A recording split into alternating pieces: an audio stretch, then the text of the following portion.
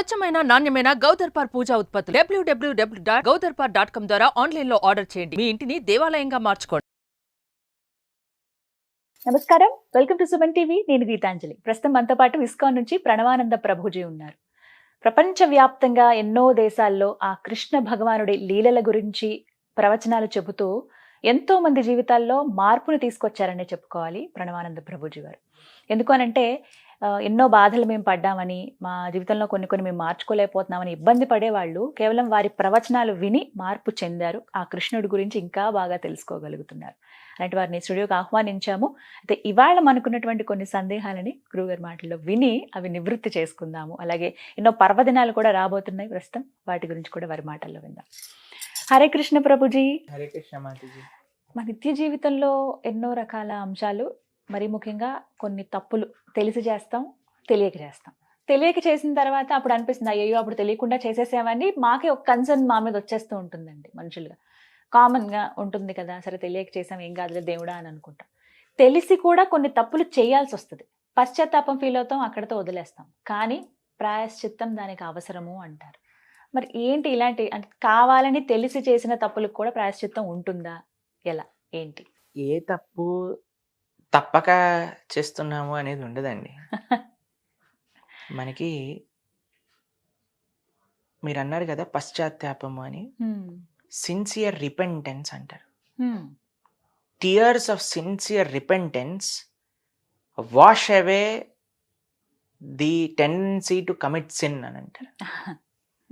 పశ్చాత్తాపంతో మనకు వచ్చే కన్నీళ్లు మన పాప ప్రవృత్తిని కడిగేస్తాయి. కానీ అది నిజమైన పశ్చాత్తాపం అండి. నిజమైన పశ్చాత్తాపం అంటే ఏంటో తెలుసా అండి? భగవంతుడా, ఈసారి నాతో ఈ తప్పు జరిగిపోయింది, ఇంకొకసారి నేను ఈ తప్పు చెయ్యను తండ్రి, నాకు ఆ తప్పు చెయ్యకుండా ఉండే ఒక ధైర్యాన్ని, ఒక శక్తిని నువ్వు ప్రసాదించు అని భగవంతుడికి శరణాగతి చేయటం నిజమైన పశ్చాత్తాపం. ఇప్పుడు మీరు ఈ వినే ఉంటారు, every Saint had a past and every sinner has a future అని అంటారు. కాబట్టి ప్రతి ఒక్కళ్ళు, అందుకే కృష్ణుడు భగవద్గీతలో ఒక అద్భుతమైన విషయం చెప్తారు, అపిచేత్సు దురాచారో భజతే మా మనన్యభ సాధురేవ సమంతవ్య అని అంటారు.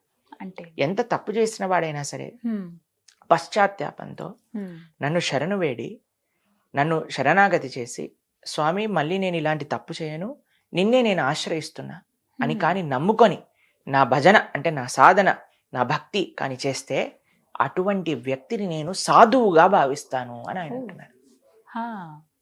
ఎటువంటి వ్యక్తి తన తప్పు తెలుసుకొని సంస్కరించుకొని మళ్ళీ చెయ్యకుండా పశ్చాత్తాపడుతూ ప్రాయశ్చిత్తం చేసుకుని తనను ఆరాధించిన వ్యక్తిని నేను సాధువుగా చూస్తాను అని ఆయన అంటున్నారు.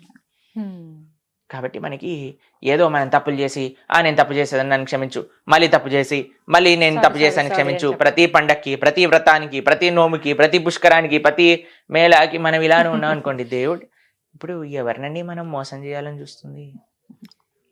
మొత్తం జగత్తునే మాయలో పెట్టిన వాడినా మనం మాయలో పెట్టాలని ప్రయత్నం చేస్తుంది. జగత్ ఆయన కంటే గొప్ప మోసగాడు ఇంకోడు ఉంటాడా అండి? కృష్ణుడు అన్నిట్లో ఫస్టే అండి. మనం భగవంతుని మోసం చేయాలని ప్రయత్నం ఎవరిని మోసం చేయలేమండి మనం. ఎందుకంటే కృష్ణుడు లోపల ఉన్నది చూస్తాడు, కృష్ణుడు అంతటా చూస్తాడు. ఒక గురువు గారు శిష్యులందరినీ పిలిచి, అయ్యా మీకు ఈ ప్రసాదాన్ని ఇస్తున్నాను, ఎవరు చూడని ప్రదేశంలోకి వెళ్ళి తినేసి రండి అని. ఒక ఆయన చెట్టు చాటుకి వెళ్ళి తినేసేస్తారు. ఇంకొక శిష్యుడు ఆశ్రమం లోపల ఒక గది లోపలికి వెళ్ళి తలుపేసేసుకొని తినేస్తాడు.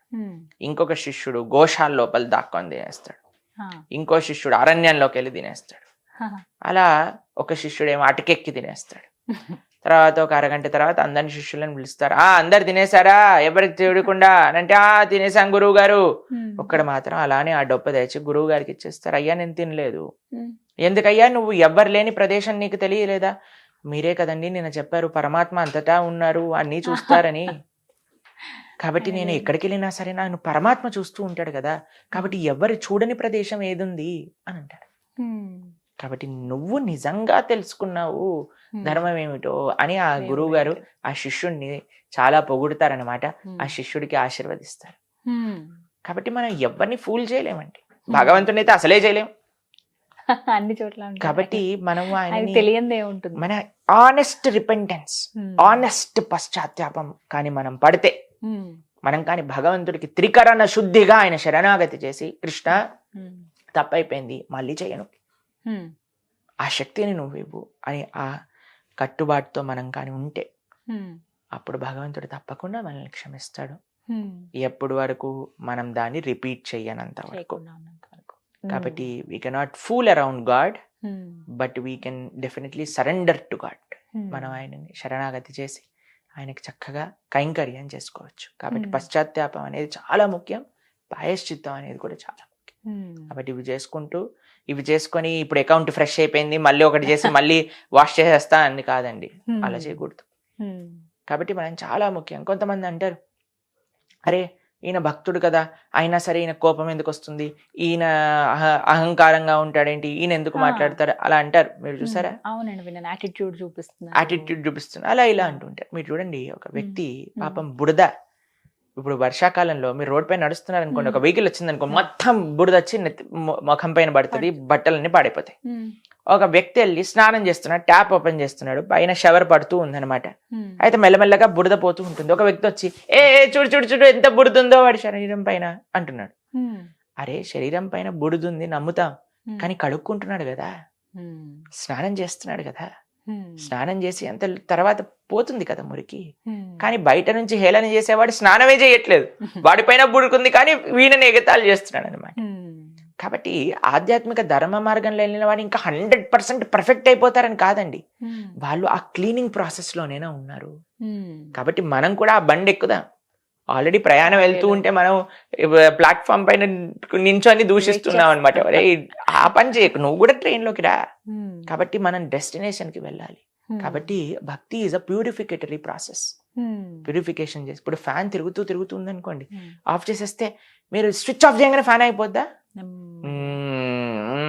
అని మెల్లగా తిరిగి ఆగుద్ది. అలానే మనం కూడా భక్తి చేయటము అని అంటే స్విచ్ ఆఫ్ చేసినట్టు, మన మెటీరియల్ భౌతికమైన కోరికలు మనం చేసి తప్పులకి ఆఫ్ చేసినట్టు. కానీ అది తిరిగి మెల్లగా అవుతుంది, డెఫినెట్ గా అవుతుంది, టైం పడుతుంది. మనం కూడా ఆ ఫ్యాక్ట్ ని యాక్సెప్ట్ చేయాలి, మన చుట్టుపక్కల ఉండే వాళ్ళు కూడా ఆ ఫ్యాక్ట్ యాక్సెప్ట్ చేయగలగాలి.